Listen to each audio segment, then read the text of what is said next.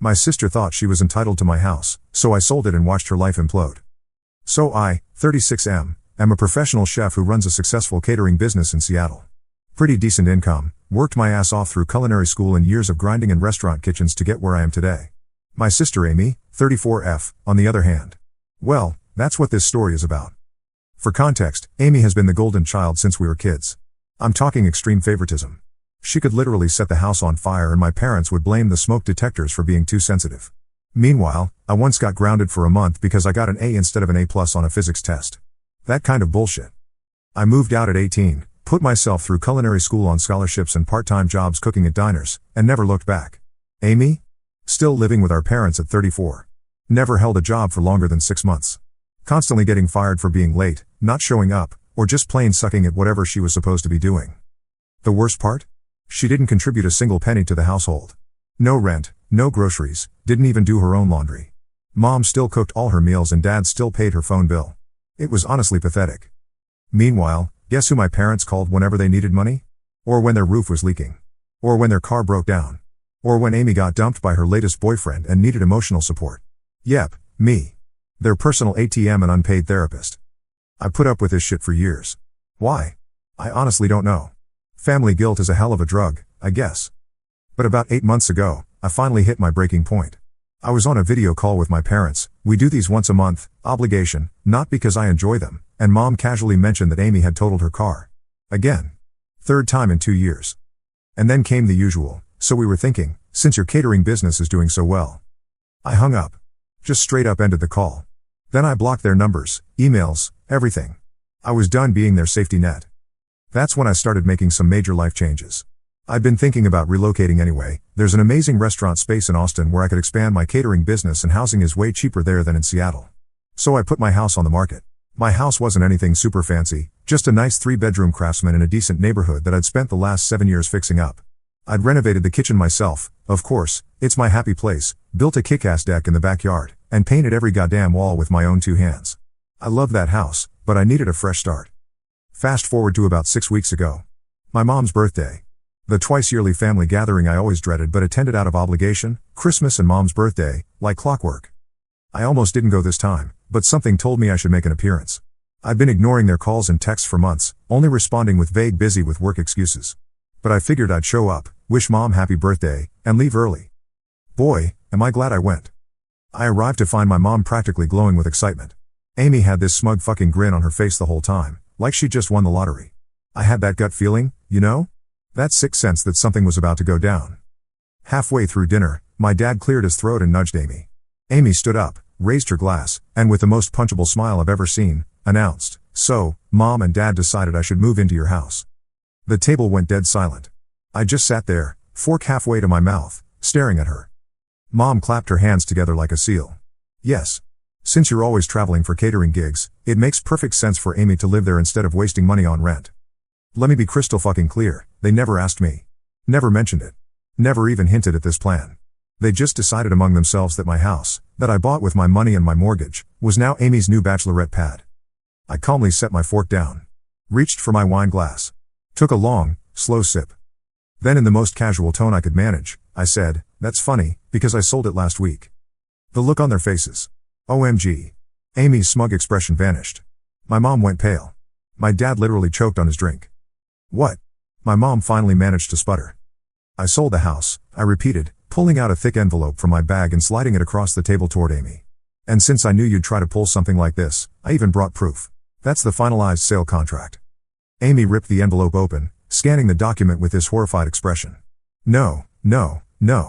You can't do this. I was supposed to move in. Mom and Dad said." I looked her dead in the eyes and said, "Mom and Dad don't own my house. And neither do you." Mom immediately started crying, her go-to manipulation tactic. "How could you do this? Your sister needs a place to live." I just shrugged. "She's 34. She can figure it out." Amy slammed the papers down on the table. "You can just buy another place. Let me move in until then." I stared at her, completely dumbfounded. "You expect me to just buy another house because you need a place to crash? Do you hear yourself?" That's when my dad, who had been silent until now, finally spoke up. "This was selfish. You know your sister isn't as successful as you." "I know," I said, grabbing my coat, "but that's because she's never had to be. Because you two keep enabling her." And with that, I walked out. Didn't even stay for cake.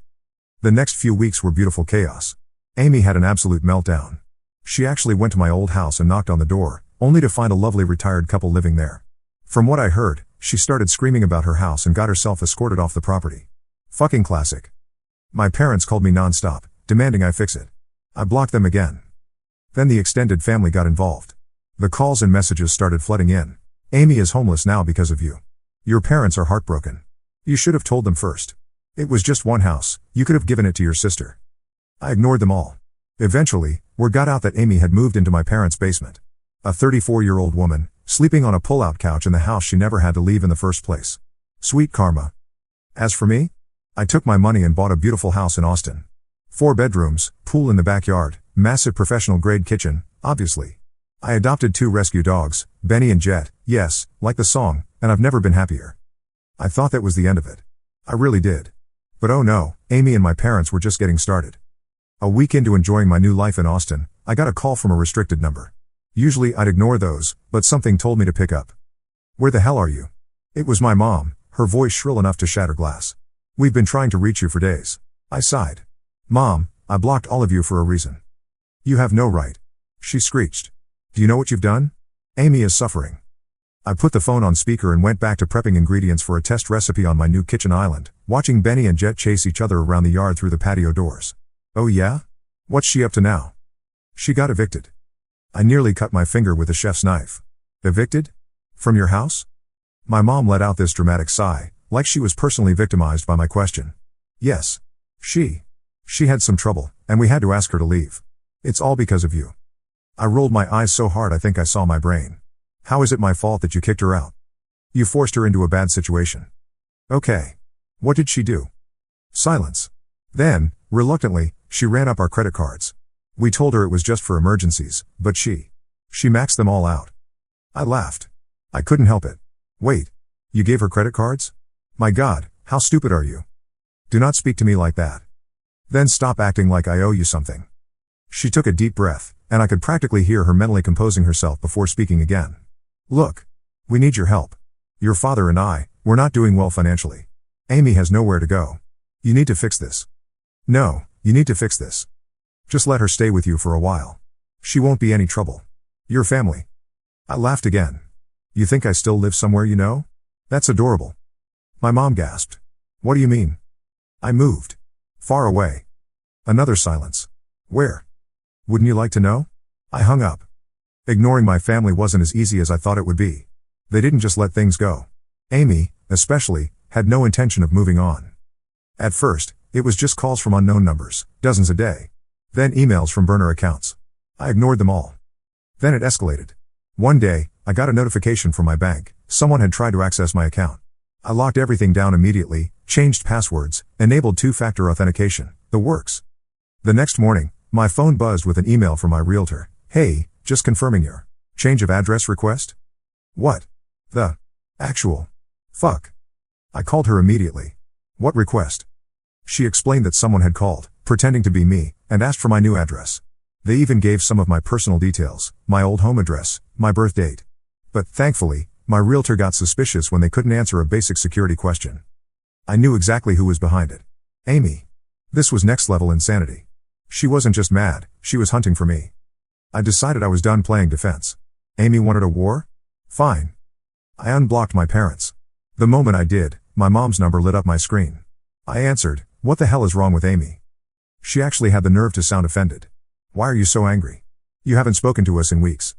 You mean the weeks where Amy tried to commit identity theft? Yeah, funny how that works. My mom went quiet. Yeah, that's right, I said. Tell me why your golden girl is trying to get my private information. She wouldn't do that. Oh, so it was a coincidence that someone tried to change my address? That someone tried to get into my bank? A coincidence that only started after I cut Amy off? My mom sighed. She's desperate. You abandoned her. Her life is ruined, and all you do is mock her. No, she ruined her own life, I snapped. And if she keeps this up, I'm going to the cops. That finally got a reaction. The cops? She shrieked. Yes. The cops. I have evidence. So tell your little princess to back off, or I'll make sure she spends some quality time behind bars. She begged. Please, just talk to her. Just. Just help her one last time. I let out a slow, deep breath. Put her on the phone. I heard rustling, then Amy's voice, smug as ever. Oh, now you want to talk? I just want to know one thing, Amy. Silence. I leaned forward. What was your plan? If you got my address, were you going to show up? Demand I hand over my new place? She didn't answer. You seriously thought I wouldn't fight back? I laughed coldly. You always thought I was your safety net. That no matter what, I'd catch you. But guess what? I cut the net. So if you fall now, you're hitting the ground. Hard. You think you're better than me? She hissed. No. I know I'm better than you. I hung up. 3 days later, I got a text from a friend back in Seattle. Hey, saw a weird post about you on Facebook. Thought you should know. My stomach dropped. I opened the link. It was a public post from a random, fake-looking account. But the post? It was all about me. Lies. Crazy, twisted lies. It claimed I had abandoned my dying parents. That I stole money from them. That I was a horrible, selfish person who left my family to suffer while I ran off to live some fancy new life. The comments? Full of people eating it up. Wow, disgusting. How could someone do this to their own family? I hope they lose everything. Then I saw who shared it. Amy and my mom.